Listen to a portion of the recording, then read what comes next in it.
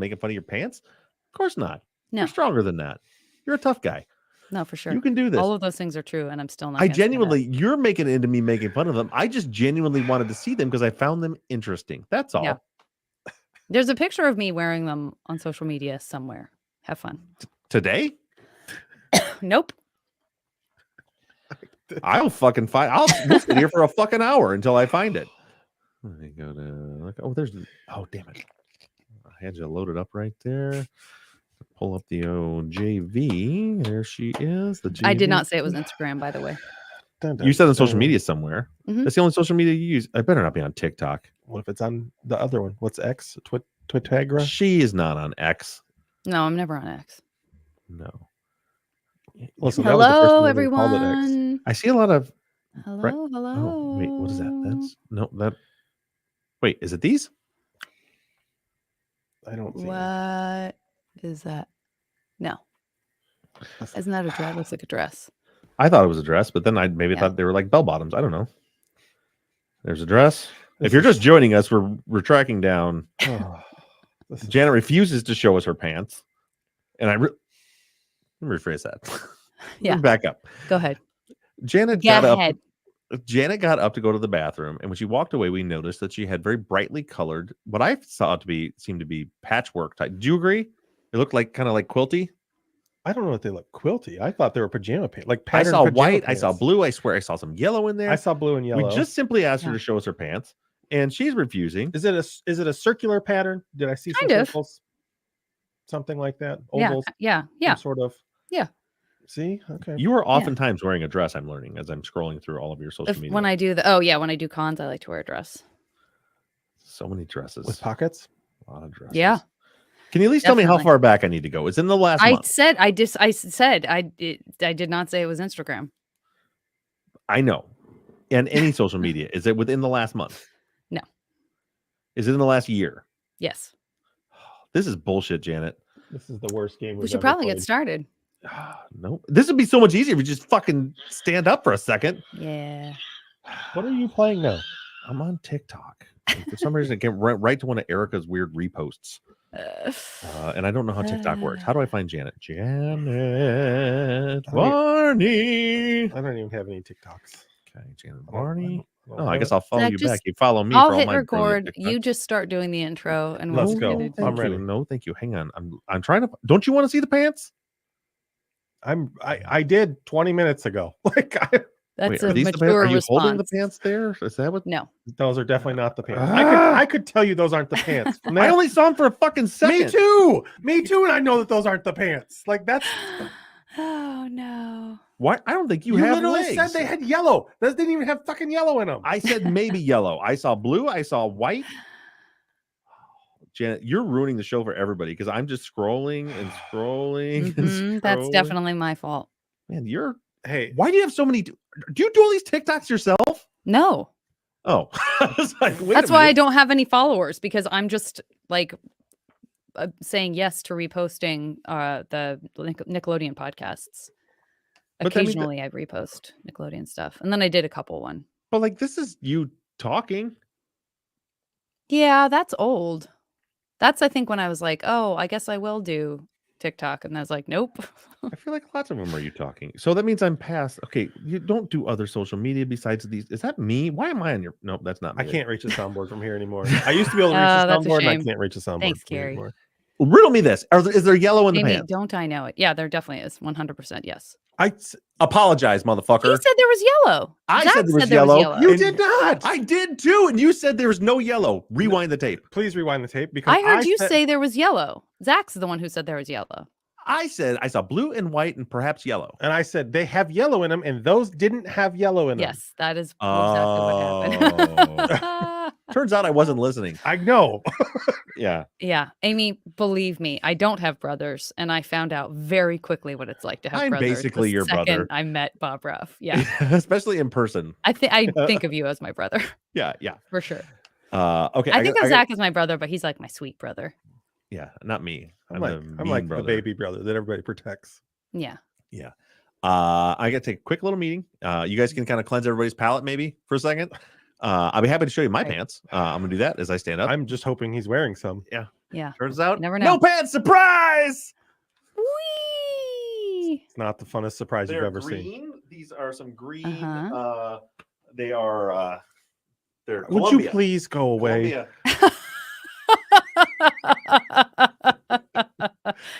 Good work, Zach. I see his. I see his butt. He's really showing off his butt. He's not okay. He's not okay. He's not okay. I'm really over him today. I love him. But I'm real over him today. I get it. It's funny when you're over him. It's, you know what? I wish all these people understood that, like, you guys get to see Bob in this experience and it just gets to go away. 2D. Yeah. In 2D. And I just have to deal with him in real life all the time. Hopefully some folks will get a little taste of that at the Berkshire Podcast Festival. Yeah, I hope so. We don't have as much to do this time, so I'm sure he's going to be out and about more, causing more havoc than normal. So yeah. So we can. So these are my pants. They have little faces on them. They're really cute. They are actual pants. Okay. They're very like weirdly European, but they're very silly and strange. He's back. You gotta drop it. He's coming back. They're very cute. Gone. I thought they were balloons, to be honest, when I first saw them. No, that's a very I would also very much totally think that. What? What'd you say? What do you think were balloons? Nothing. I feel like you're talking about my booty. Definitely not talking about your booty. 100% yes. Listen, yes, after a couple of balloons, after the texts that I got from your wife about your ass, I don't want to think about your ass. Okay. Let's just leave that there for the non-patrons to figure that one out. If you guys really want to hear about this, please. See, Grayson loves me. He said to send me to Baltimore. Grayson will hang out with me. Grayson, God bless you. I'm a barrel of laughs, Grayson. I'm a good time. He is a barrel. Good time, Johnny. Right over the falls. Good time, Johnny. Yeah, he is a good time, Bobby. He is a barrel right over Niagara Falls. Like no Dr. Dick Chop. That seems like a good place to end the pregame. Yeah. So pre-gamers, we love you guys. Thank you so much for being a part of this Patreon community. We love you guys. We'll talk to you next week. Thanks, pre-gamers. Bye, guys. Idiot. Sorry. I was zoned out. Oh, okay. Now, time for the show. Jeff, the answer to your question is typically Bob plays with his dad and his dad's friends every Wednesday night, but not tomorrow. Right. Because he's got too much to do. I will not play with my father. I'm telling you. Hang on. You know what? Listen, I need to say Who something. do you think that sounded really like? Chaps my ass is when you get Janet Barney gets so disgusted with me that you turn your face away. You don't even say anything. You just do this. Like you're looking at an imaginary person over there. I'm looking at the camera lens like, you see what I have to deal with? You see that? Yeah. So hurtful. So hurtful. If he's our big brother, do you think he's adopted? Yeah. Susan wants to know if you're on muscle relaxers. I am not. But I did just get a new shipment of Soul gummies today. Nice. Have not partaken. Can I bring some real ones? They are real. Sorry. I'm sorry. We've hurt Amy's gallbladder. Oh no. What? Stop making Amy laugh. How do you hurt someone's gallbladder? Is that where you like punch them weird? We punched her with laughter. We punched her with comedy. If you would pay attention. Wait, how do you know it's her gallbladder? She didn't even say that. Where am I missing we know something? From previous conversations. Amy, true or false? We hurt your gallbladder. When did this happen? Yeah. I'm so sorry, Amy. It's insensitive, that's for sure. I am. It was already broken. How did you know that? We knew because we've talked about it in the chat before. Because today. True. Because I know every listener intimately. I think she posted. No, she did. 200,000 of them. I know every single thing about all of them. Any one of them. Watch. I know you do. When we're in the Berkshires, everyone that comes up to me, they're going to be like, "Hey, Bob, I'm so and so," and I'm going to be like, "How's your daughter doing after that hard loss at the softball game?" Because I know shit. Mm-hmm. Sherry, that's false. You can absolutely fly with those. You just can't get caught with those. Yeah, I guess that's true. That's a different story. It's frowned upon. Frowned upon. Okay, we need to start the show. We need to get serious. Would you guys quit dicking around? Yeah. Let's do it. Let's get serious. All right.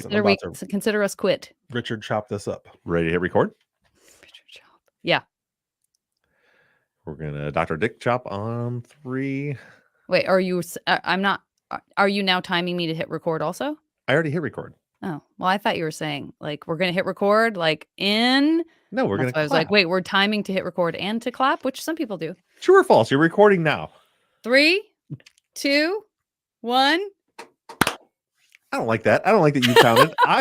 What the fuck? I also like that she counted down. Not only did you take my count, you did it backwards. Yeah, well, You it's tricked me. opposite day. You know what I think about that? This works for me because it just looks like you're looking at Zach. So it works great. Yeah, But there you go. The funny thing is Zach's actually over here. I know. I know. It's flipped. Erica, I'm sorry that you have to deal with this, and I'm sorry about the serial killer that's going to get you. And Monica, yes, you're correct. Bob did forget that he had already met Tool Girl. So it's a great sign for what he bragged about happening in Because I only know her as Teresa, my friend Teresa. I can't do this. Can I start? I wish you would. By the way, you guys watching this, if you're just really enjoying this, and I know that none of you are, you can get an hour of it every week on the pregame before this if you're a patron. Ahoy, friends. Thank you for tuning in to Truth and Justice. You are listening to the Friday follow-up for Season 15, Episode 16, The Defendant. Last week we heard McGinnis's trial testimony, and this week we got to hear Jody's trial test. And this week we got to hear... I can't do it. You're doing it.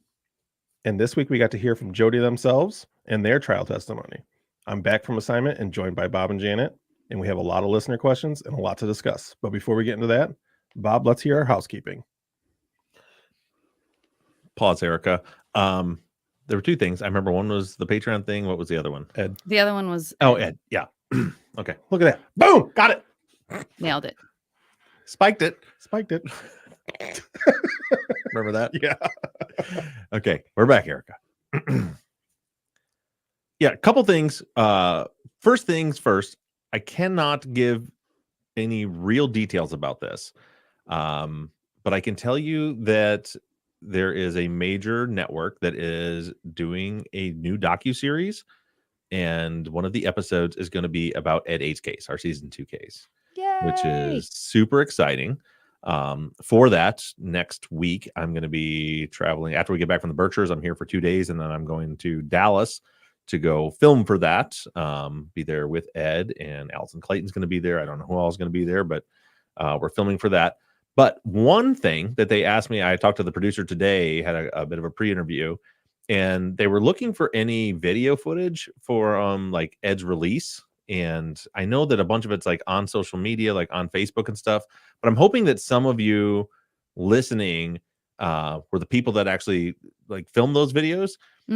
If so, can you reach out to me either through our contact form for the email or through Facebook Messenger or anywhere like that?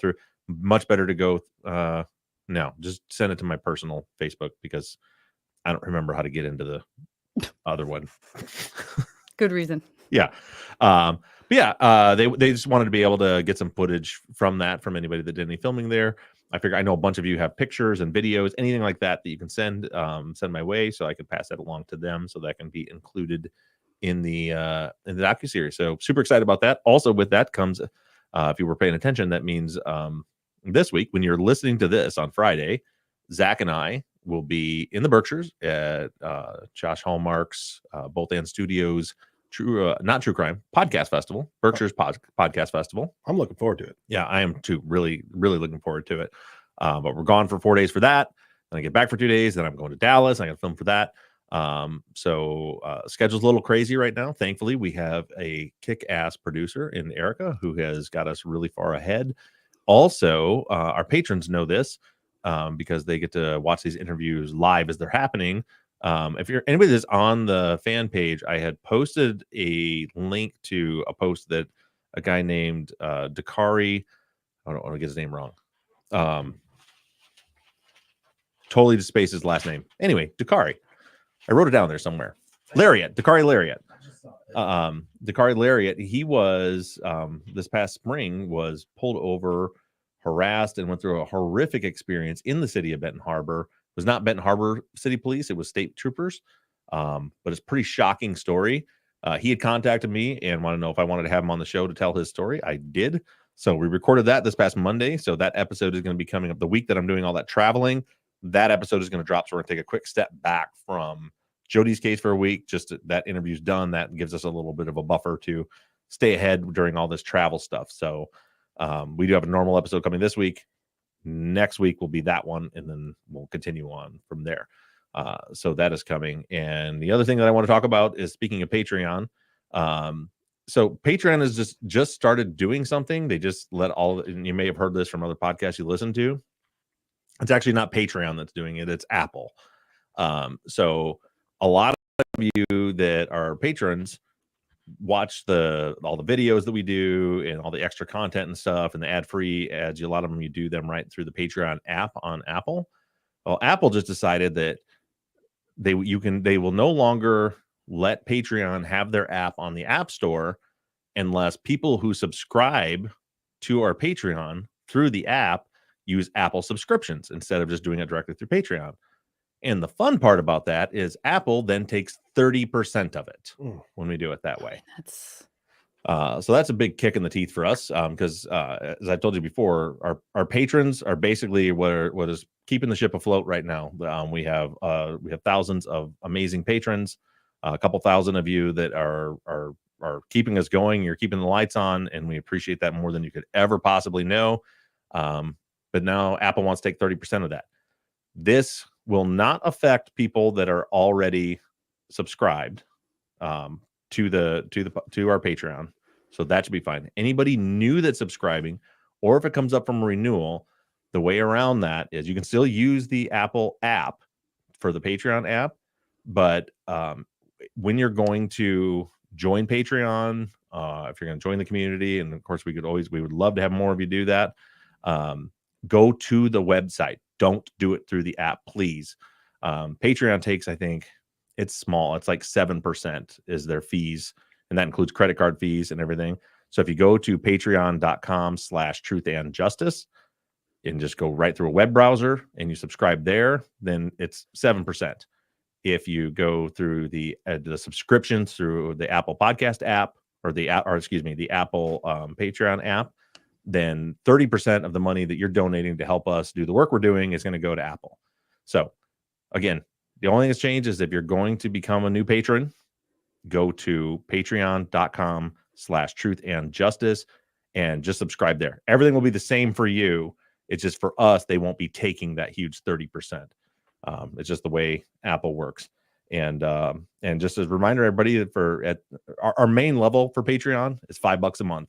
And for the $5 a month, you get all of our episodes ad-free. I'm sure because the way the industry is right now, the ads don't pay hardly anything. So I know that they're packing in like 4 or 5 dynamically inserted ads every ad break. I know it sucks. I'm sorry. I hate it, but they're doing that just to get a minimum amount out of the ads.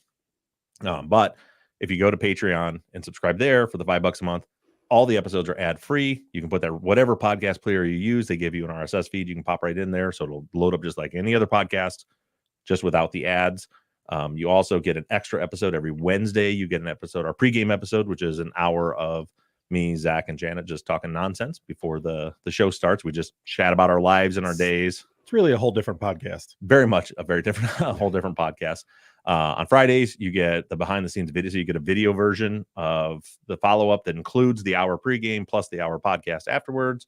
And then anytime we do any interviews, we generally would do those as a live, like the one with Dakari. Patrons were able to, at just the $5 level, we're able to join, watch the interview live, and participate in live chats and ask questions as they go. So we try to give you guys a lot of extra content for that $5 a month. And we also do bonus stuff on there sometimes too. And it's a huge help to us. So that's the last I'll say about that. But again, if you're going to do it, if you're going to subscribe, go to patreon.com/truthandjustice. Do not do it through the Apple subscription service, because they're just going to take your donation for themselves instead of going to the work that we're doing.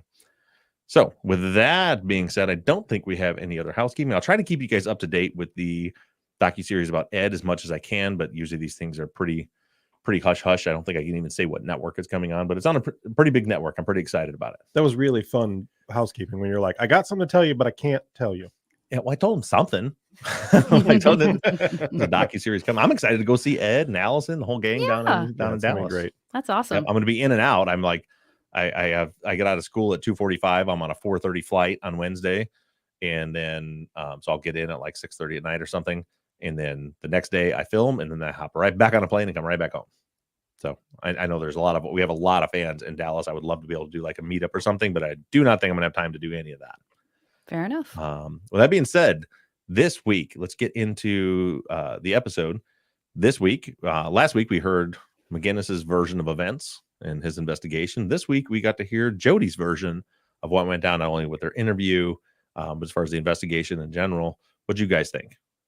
Is it crazy that when Jody is on the stand, this is like some TV shit? Yeah. Oh, yeah. Like, how much do they don't ever let them argue that? I know. Much. It's remarkable. Jody was asking the prosecutor questions. Yeah. And they allowed it.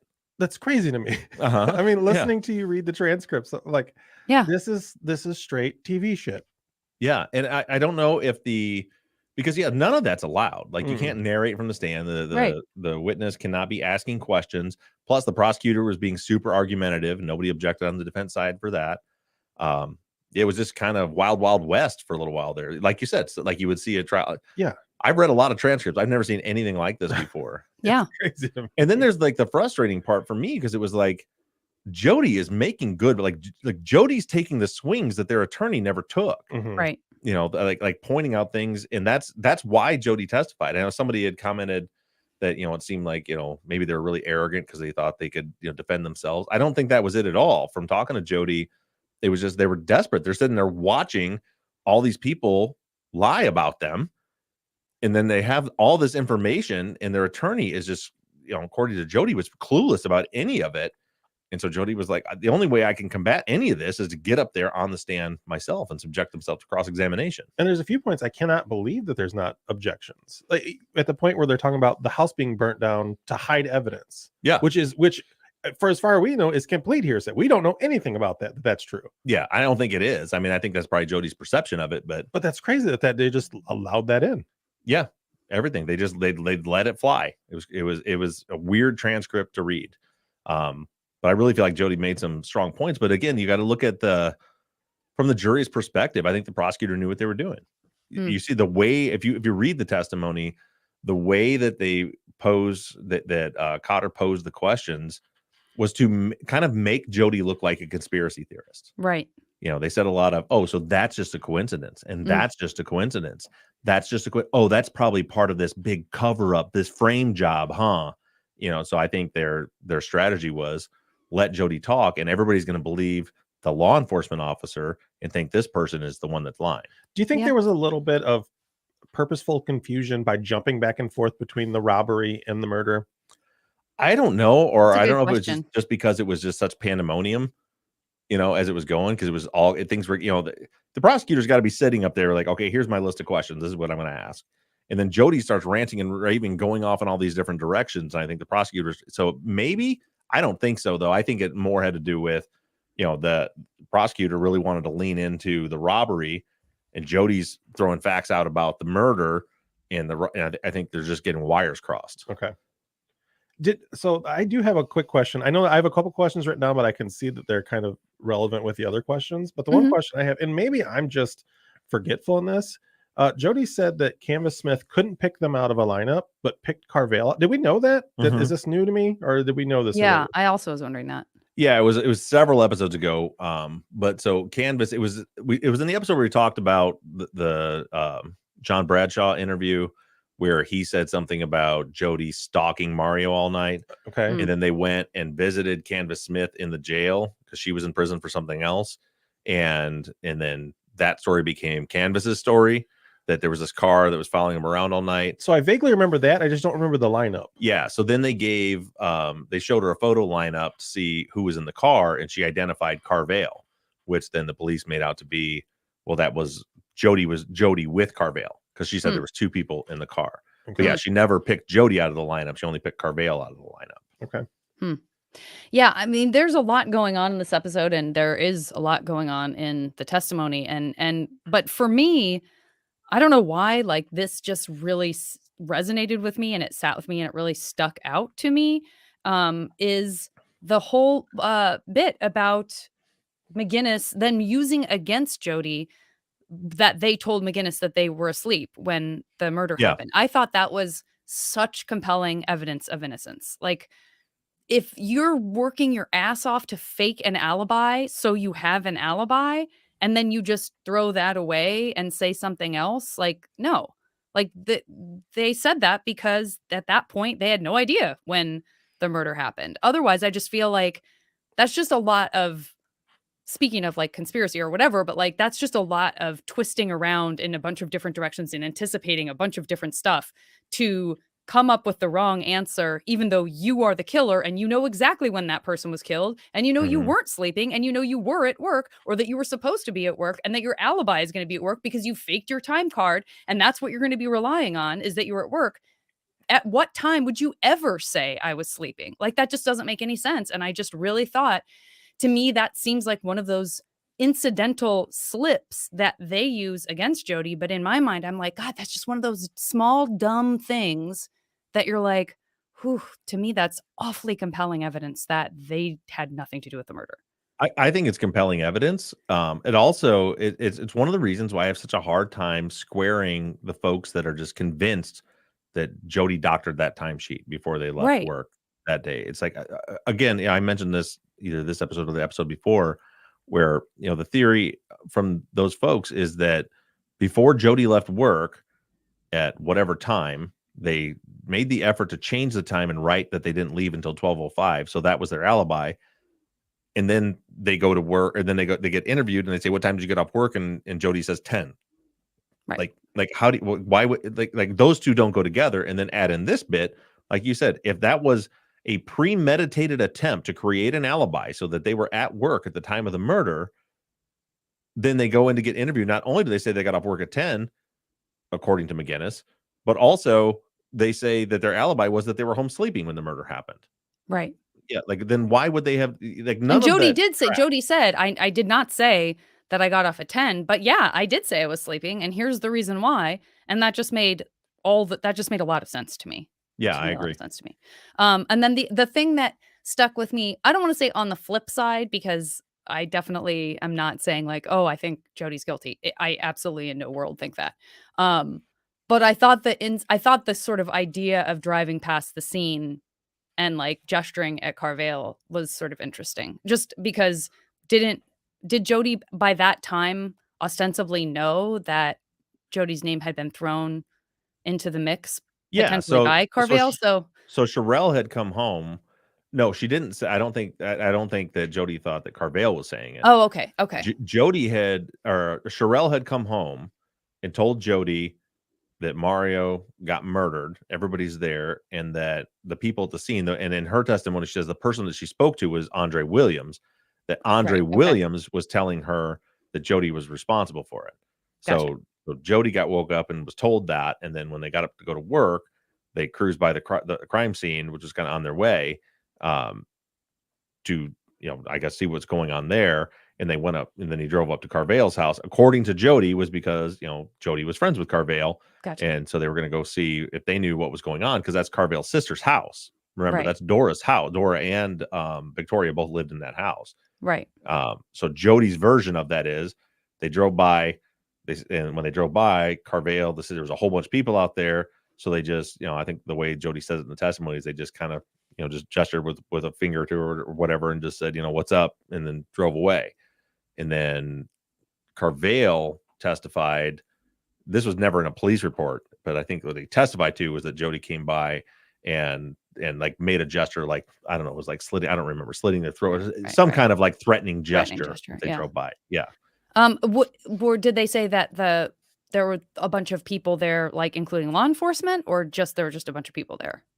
I'm just curious. I think all they said was there was a bunch of people there. Okay. And I think the way Jody put it in the testimony was there was a bunch of people there, and they just decided they didn't want to get mixed up and all that. So they just gave him a wave and went on to work. But even like Carvale's story is like, how does that track? So if the story is Jody decided to go track Mario down and murder him, then why would he be threatening Carvale? Like, what does Carvale have to do with any of that? I know. It's just so, it's just so messy how, where and when these supposed threats happen still continue to just not make any sense. They're just these little trinkets that you drop in hoping someone will be like, ooh, a shiny thing. Does it pertain and doesn't make any sense? And could it be possible in the time frame and circumstances in which this person is like flashing it at me? Doesn't matter. It's just something I can just throw into the pot. Like, yep, okay, cool. Well, Also threatened him. Like, I don't. Well, and I don't think that I wouldn't think that came from the prosecutor because it doesn't square with the prosecutor's theory of the case. Right. So like that would imply that Carvale knew ahead of time that Jody was going to murder Mario, but Carvale just testified that he was hanging out with Mario all night. Right. So that would kind of implicate, like, that doesn't make sense. It tracks more with me along with everything else where Carvale and Glenda and Dora and Victoria are all like changing like throwing whatever. I think they were throwing whatever they could to point to anything they thought would implicate Jody more in this. Yeah. And it doesn't make, like I said, when they all gave their stories about hanging out with him and like the stories don't line up, the stories about the robbery don't line up, like they're all just throwing this stuff out there, but none of it's meshing. Like you can't cross-reference any of it, right, and make any of it make sense. So I don't think that was the prosecutor saying, I need you to say this, this, and this. I think, and that could be for any reason. It could be because so many people suspected Carvale. So, maybe Carvale's fully innocent of any of it, but they're like, well, let's point the finger that way if that's what's going on. But it feels like that whatever happened that morning, that gesture happened, and it just seems like it kind of goes back to the same idea as the threat. It just is how it's interpreted. So Jody says that they went by and waved at Carvale, and Carvale says Jody came by and gave him a gesture. Right? It's the same thing with like the threat that you hear earlier, where it's like, if you keep your mouth shut, I'll take care of you. You don't. It's how it's interpreted. Yeah, but I don't even think that, because I think I would expect, like, I don't think personally, I don't think that it was a misinterpreted gesture, because they're interviewed right away, right? Glenda and Carvale are interviewed right away. You think if that just happened, they would have been like, Jody Hill came by and threatened me right after this. Like that doesn't happen. That doesn't come out till trial. Like, so I don't think it was a misinterpretation by any means. I think it was just made up. I do want to point out too, and I mentioned this in the episode, but I just want, someone had made a post, and they just said that they're just having a hard time with the season because it seems like everybody in the story is a criminal or has some, they mentioned even like Jody has a criminal past, even Mario was a drug dealer and had a past, Carvale, like all these people, and they said they're having a hard time, which I understand, right? So they're having a hard time digging into it. But I just want to take a minute to say this, because it really occurred to me when reading Jody's testimony and going back through some of the documents in the case file, that first of all, our job is to make sure that justice is being served properly, that the police are doing their job to serve and protect. We are the watchdogs. We are the outsiders that are the watchdogs for law enforcement, for the prosecution, for the criminal justice system in general. We, Lady Justice, the statue of Lady Justice, is blind for a reason. And if we become selective about when we want justice to be served, then we're completely losing our mission. I think if we are, Jody didn't do this, but they're guilty of something, so maybe they were involved in that robbery, so I can't get behind this. That there's a bigger picture here. You're going to hear about this too when we get into Dakari's interview next week. Because of Dakari's circumstances in life, this didn't have too large of an effect on them because of the way they were able, because just they have resources that a lot of people in that city don't have. But Dakari is continuing to fight. And the reason that he's continuing to fight is because he said the next person might not have those resources. Yeah. So we have to remember that. And the other thing I want to point out is, you can think about Jody what you will, but the evidence very clearly shows that Jody was making an active effort to turn their life around. We already know about like the history of that town, how easy it is to get sucked into, living in poverty and everything getting sucked into the drug trade. Then it leads to the guns and it leads to the violence. It's an epidemic there. I think back when I read about all Jody's stuff in the case file, when I used to substitute teach at the juvenile detention center in Berrien County. And I still remember this one kid that was there. It was this 9-month program, and they went through it, and they just did so well.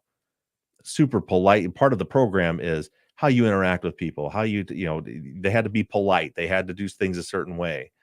And their last day in the program, I remember sitting there talking to them at lunch and just saying, okay, you're out of here tomorrow. Don't come back. Take the way you've been acting in here for all these months and be that person at home. I just remember him crying, and he's from the city of Benton Harbor. And he just, tears welled up in his eyes. And he told me, Mr. Ruff, you don't understand. Yeah. I can't act like this at home. If I act like this when I get back to the city, I will get beat up, shot. I cannot. That just doesn't work that way. So I know it's hard to understand those circumstances. But look at Jody and a lot of what Jody said as far as why he thinks there's motivation for McGinnis to do this to them. A lot of it has to do with Jody, from their perspective, turning their life around. What we do know for a fact is that Jody was working 2 legit jobs. They hadn't done that before, right? So yes, they made mistakes in the past, but they were doing everything they could do to stay out of that criminal element. They were working at Bob Evans, and they got the second job at Dialo's. Princella has told me the story about how they hired Jody, how there was a job fair. Jody already had the job at Bob Evans. And she said how it was the reason that they hired Jody was because it was pouring down rain and nobody wanted to be there. Nobody was, I think it was like a job fair, something like that. But Jody was out there in the pouring down rain and was just, they wanted that job, and they were going to do everything they could do to get the job. And that really moved her, for somebody to have that kind of gumption to keep, to stand there through all that to get the job. So I don't know. I think it's worth taking a moment to note that Jody certainly made mistakes in their past, but they were also making verifiable efforts to try to change their life around, to try to live a straight life, to try to make their money in legitimate ways, to get out and away from the life that led them to prison before that.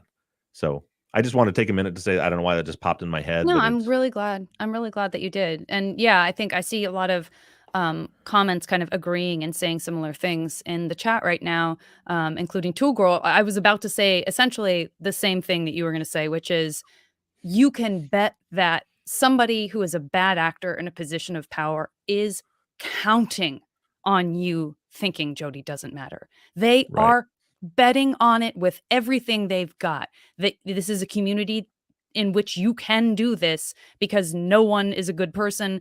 Everyone is a throwaway.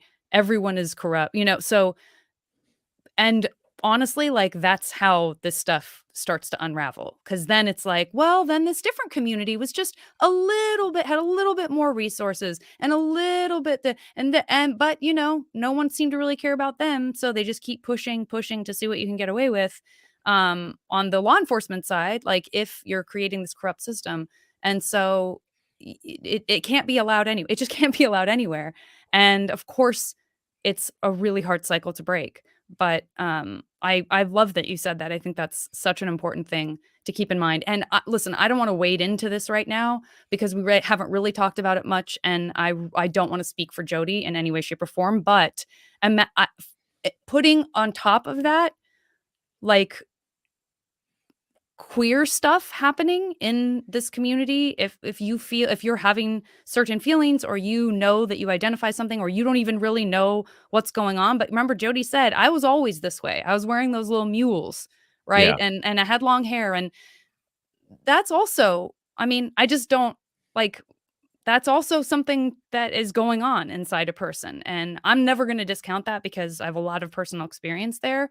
And I think to me, it's really admirable to be working actively to get your life together when you also have a layer of kind of social stuff happening that can be very challenging and be very isolating.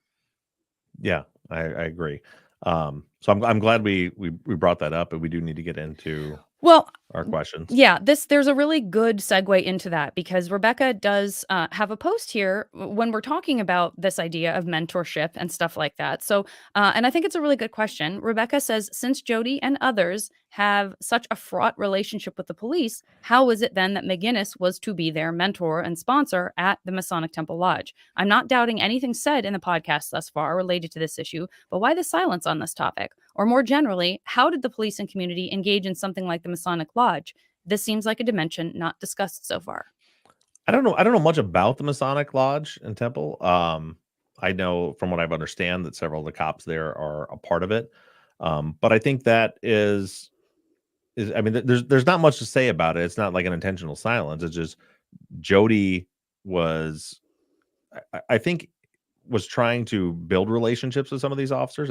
I know for a fact he had relationships with some of these officers after they'd gotten in trouble. I said he, I meant they. After they'd gotten in trouble with the law as part of kind of turning their life around, they had made contact, because of their criminal past, they had interactions with these cops, and then through, probation and parole and things like that, they had interactions. And guys like McGinnis, and I don't remember the other officer's name that were part of the lodge, when Jody said they wanted to join, saw enough in Jody that they were doing better, that they sponsored them, and saying that they are upstanding citizens and they are good people, and they should be admitted into the Masonic Lodge. As far as other than that, I don't know anything else about it. That comes from Jody. That came out in the case file, and then through what Jody has told me. As far as the job applications, we have the job applications in the prosecutor files that have Dan McGinnis listed as Jody's personal reference in those. Yeah, but I think it is a good question. I mean, it's complicated, and I understand Rebecca's curiosity about that, because that's a fair question. I feel like this is kind of a community in a situation with a lot of layers. Anna says, what was Jody's attorney doing during Jody's testimony? Just sitting there with his mouth hung open? Jody's testimony was so good, so full of facts that their attorney never brought up to the surface, and the prosecutor attempted to avoid. Jody would have been better off representing themselves. They should study to be a lawyer for that town. Yeah, I don't know if that's what's the word I'm looking for? I don't know if that's a real question or my mind's going, I'm drawing a complete blank of the for the word that I'm looking for. But yeah, I don't know what they were doing. Rhetorical? That's the word. Yeah. If that was a rhetorical question, thank you for letting me hang out there for good. It felt like 5 minutes to me. But yeah, because I have no idea what Jody's attorney was doing. Really, more came out in cross than came in direct. I don't feel like White did a good job of even asking good questions to draw things out, and that's why by the time cross came out, Jody just started firing away. And Jody's clearly pretty bright, because you can tell when Cotter's asking them questions, Jody knows where they're going with it, and just comes out with is getting ahead of it right away. Well, you didn't do this, or you didn't do this, or he's lying about this, or what about this? Did you listen to the 911 call? You heard it. She said there was a bunch of people there. Mm-hmm. Yeah, I don't think Jody's attorney did much, and I agree. I think Jody would have been a lot better off, representing themselves, because Jody had a clear, Jody got a copy of the case file, and you also heard, I didn't touch on it. I don't think I mentioned it, but I didn't touch on it much in the episode. But Jody had told me on the phone early that in the original case file they had, and I don't remember if they got it from their original attorney, or I think they said a family member had gotten a copy. I think he had a family member. They had a family member that got a copy of the case file from Renfro, their original attorney, and then gave Jody a copy of it in jail so they could read and understand what was happening to them. But they said that in that file, there was an interview at the scene that night with Sonia Lucas, and there was an interview with Mr. Lewis, Sonia's stepfather. And that was one thing. And when Jody was telling me this, I didn't really know what they were talking about, because I wasn't read into the case enough at that point.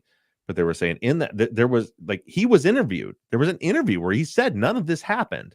And then that interview just disappeared from the file. So I'm really hoping, as you guys know, I have the open records request out right now with the Michigan State Police. The deadline for that, I think, is next week. So hopefully I'll get a response from that next week. And I'm really hoping that a lot of this missing documentation will well, again, they rise say up then. They say it in their trial testimony, and it's never objected to. Right.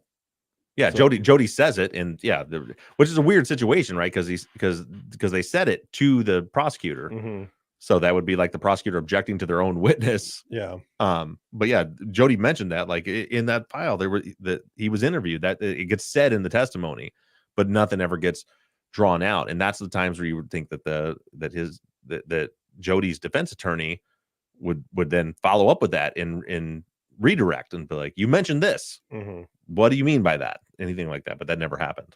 Right.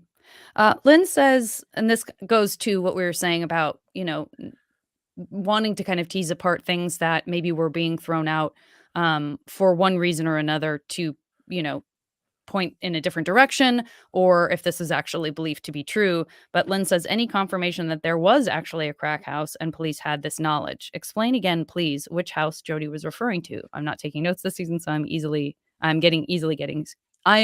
getting confused. Jody was talking about the crime scene house, 784 Broadway, which is where Sonia Lucas and the Miles sisters lived. I have no idea. That's the only time I've ever seen that, is in that little bit of testimony Jody put out there. So I have no idea if that's true or not. Okay. Kathy says, did Jody even have their car on the night of the murder? I'm getting conflicting information. If they didn't have their car, then they should never have been convicted in the first place. Well, they had it after they went home. So Jody got dropped off at work by Sherelle, and then Cornelius gave Jody a ride home. So the whole time Jody's at work, Jody didn't have the car, which is part of the whole Candace Smith saying that Jody's driving around stalking Mario all night is just absolute nonsense, because not only was Jody at work, but Jody didn't even have their car at work. So they couldn't have been doing that. The car thing's confusing too, because Jody says that their car that has brake issues. This is like during testimony, right? It says they have brake issues, but now they've come out and said that that's not true, that the car was really fixed days before that. Well, but in the testimony, and that's where it got confusing between the robbery and the murder. So in Jody's testimony, they were saying that the brakes were getting fixed on the night of the robbery. Okay. So nowhere does Jody ever say the brakes weren't working during on the night of the murder. It was the night of the robbery. But from what Jody has said now, that the brakes weren't fixed on the night of the robbery, they were fixed a day or two before that. They were already fixed. Got it. Jeff Corey says, still catching up, so I am just on the robbery. But do we know the exact firearm Jody used? If so, Bob and Zach, could you do some practical experimentation on discharging during a pistol whip? It was a 22 pistol. That's all I know. I'm sure we can probably find the exact model, but I don't think we're going to be whipping a pistol around to see if it goes off. I also am not 100% sure what the experiment would be. I mean, it's very easy for a weapon to get discharged in any struggle. I mean, a trigger is not, you can pull a trigger pretty easily. Yeah. I imagine it's probably a single action or no, it would probably have to be a double action if it was an accidental discharge, but which means you just pull the trigger. You don't have to cock the hammer back first. You just pull the trigger. But remember, there's a whole struggle there happening. So all it would take is for, Jody's finger to be on the trigger, and while they're grappling over the gun for the finger to get squeezed and discharge it, or to be leaning on it, and then, the hammer gets popped back and, just back and forward real fast. Gotcha. Well, I see, speaking of the gun, I do see you, Jeff, in the chat, asking the question, like, and I think in a polite way for sure, but sort of asking the question, like, if Jody's carrying, does that reflect Jody trying to get their life together? Are the two things separate? Like, do you just carry to be safe in that community? He's just sort of asking questions, but. Yeah, I mean, so Jody was not allowed to carry a gun, I don't think, because they were still on probation. I don't know if that went, they just got off probation like the day before, or parole, because they still had their anger management class that day. So, yeah, I mean, to the point of, because what Jeff's asking is, if they're trying to get their life together, why are they illegally carrying a firearm? And it's a fair point, but also, like, think back before we ever talked to Jody, when we talked to Angelique right away, what were her exact words? Everybody's carrying a gun. It's a way of life in that community. They have to. You cannot be, and I know that, like, that is so hard, even for me. Like, I've been there. I know the people there now pretty well. Even for me, it's hard to wrap my brain around having to carry a gun around 24/7, that everybody has one.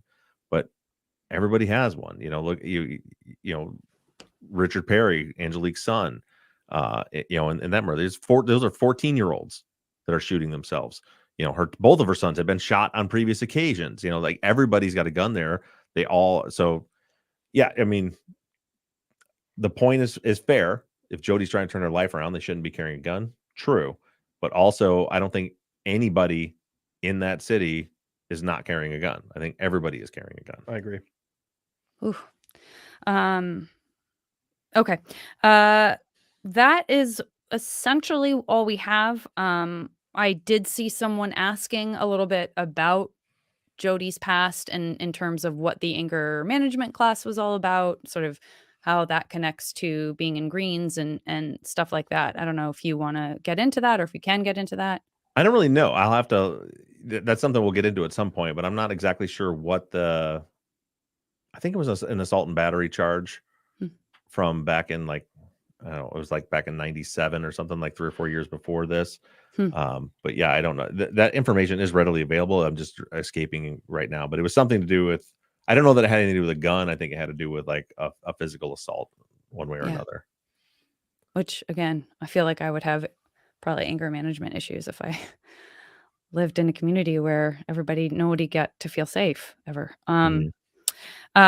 And then Nick asks, will we hear the testimony from Jody's co-workers for the night of Mario's murder? What did others testify to about Jody's whereabouts on the night of the robbery? Perfect one to end on, because that is what's coming on Sunday. So now we've heard so far, we heard all Princella and Sean talking now in 2024 about their memory of that night and what happened. And we've heard McGinnis's version, we've heard Jody's version, and this week's episode is all about the alibi witnesses. So you're going to hear how Princella testified, how LaShawn testified, how Cornelius testified, how Sherelle testified, how Nadia testified. Those are all the people that kind of make up Jody's alibi. So you're going to hear what the jury heard. That's coming up in 2 days on Sunday. And we'll be talking all about it next week. Talk to you guys later. Thanks, everybody. Bye, guys. All right. I feel like I fumbled the ending. I dropped the ball right there at the end. I think I just kept thinking you were done. You were done, and then I talked over you. Because I think I usually say, we'll talk about it next week. And I think I'm done there. Yeah. But then I felt like I needed to say something else. Now that we're thinking about it, I'm thinking about it too much, so I don't remember. But it'll be fine. Everything's fine. Fine. We got Erica on our side. Yeah, she fixes everything. What could possibly go wrong? Yeah, she fixes everything. How about for that serial killer? How about let's end things today by having a look at them pants? Oh, I've already seen them. You saw 1 millimeter of them as she was quickly walking away. But did I? Or did I see more later? I was fine with the whole thing until she said that it matched her shirt. And I feel like it does not match the shirt. But did I see more later is the question. You did not. Did you show him after I got up? Maybe. Maybe not. That's fine. I have the video. I'll rewind it. Enjoy. Enjoy. I'll make a social media post about it. All right, let's go and wrap this thing up. Zach's got a long drive home, and I'm hoping to get my wife to stay up late enough to watch one more episode of Bad Monkey. Great. That's the dirtiest thing I've ever heard. Bad Monkey. Okay. Well, Janet, you have a ball at Joni Mitchell. Do you want us to be sharing, like texting you pictures of the fun, or will that make it worse? It will be really hard, but at least I'll know what's going on over there. I want Shiloh to like create some sort of, I was going to say a doll, but that's probably not a good idea. Maybe just wear a t-shirt with my face on it. Let's make a voodoo doll with those pants. I'm glad you went voodoo, but yeah. Whatever has to happen. We'll just every picture we're gonna send, we're gonna look sad.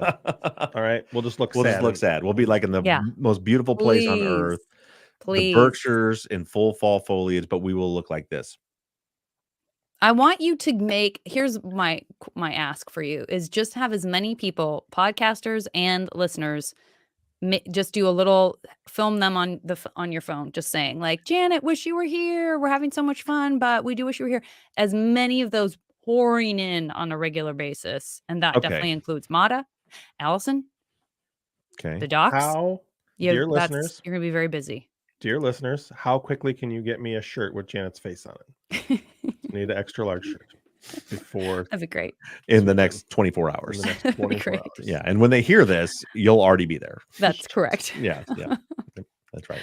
But if you're in the chat, If you're in the chat and you And can you're get me around a the shirt corner? with JV's face, Send it to the on PO box. We'll get Great. it in December. hold on. I'll wear it hold next on. year. I'll wear it for That's next true. That's thing. true. Yeah, It's never too late for a picture with my face on it. right. All right, we're gonna end this. Love you, Janet. We'll Love you send guys. you lots of love from the Berkshires. Bye. Bye, guys. Okay.